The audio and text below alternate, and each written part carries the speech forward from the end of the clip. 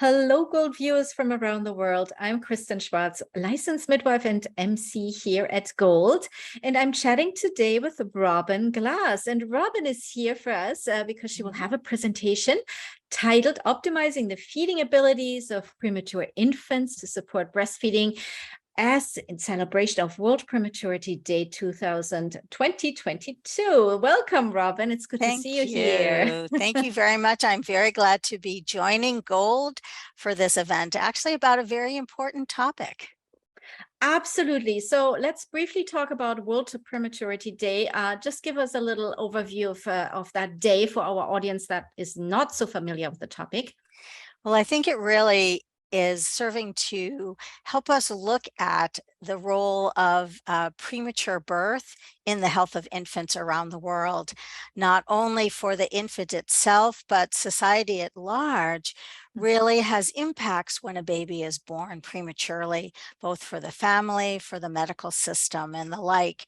And for the individual baby, there can be lifelong effects from their premature birth.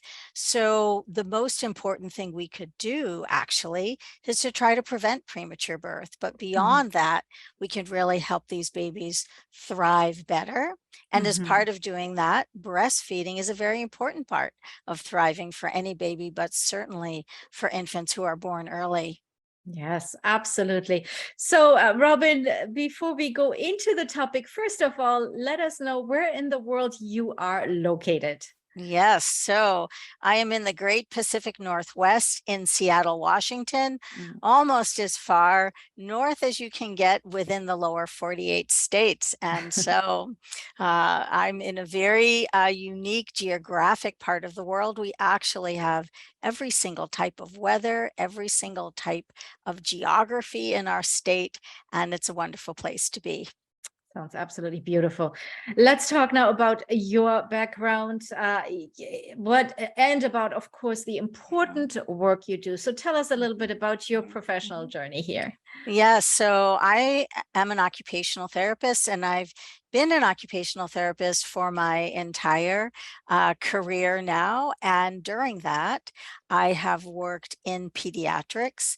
And in each one of my jobs, I have been getting younger and younger and younger in my patients, so that now I work exclusively with babies less than 12 months of age. And a goodly number of my patients should not have been born yet. They are premature babies.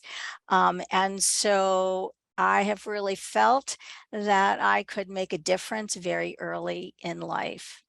I work in a hospital, although I see my babies as inpatients as well as in outpatients. So I really get to see both ends of the spectrum, not only what happens for the baby and family when they're in the hospital in the really acute phase, but then when they go home, how does the rest of their life unfold within the first months or years of life? And of course, we know that many of these babies have tremendous feeding challenges, and that's the arena within which I work. You seem to be in a very unique position there, seeing them in the hospital as well as out of the hospital. That is not very often the case, right? And I think we talked a little bit about that Yes.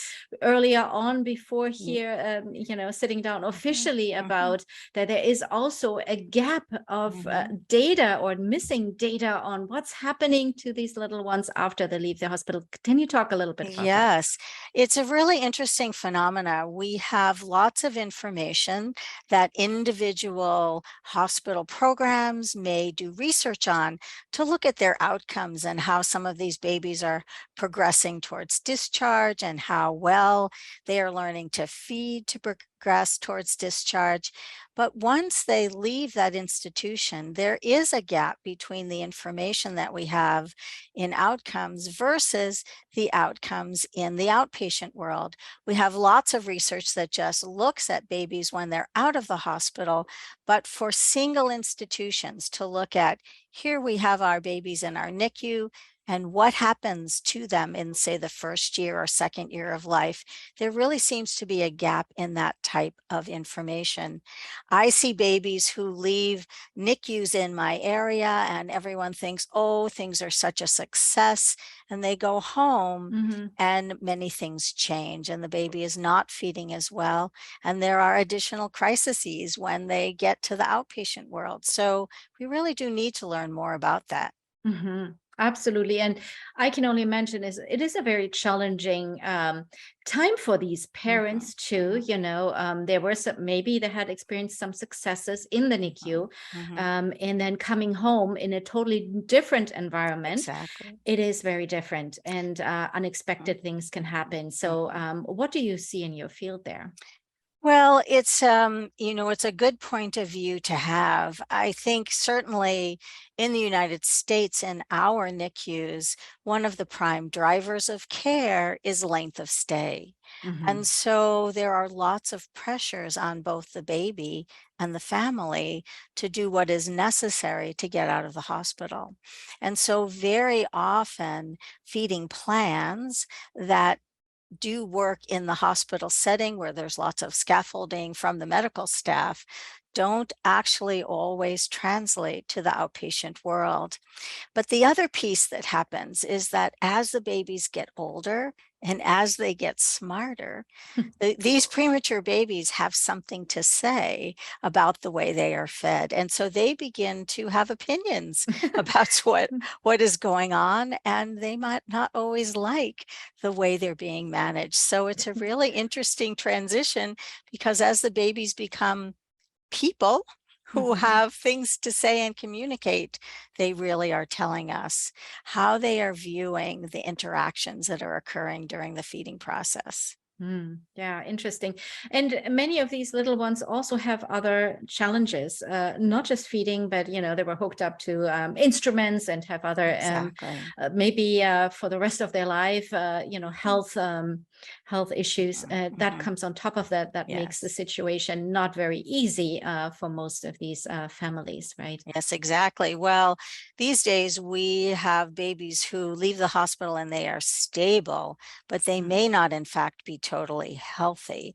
And Right. so they do bring some of the comorbidities, the respiratory issues, swallowing issues, gastrointestinal issues. All of those things may continue within the first months and years after their premature birth. Hmm.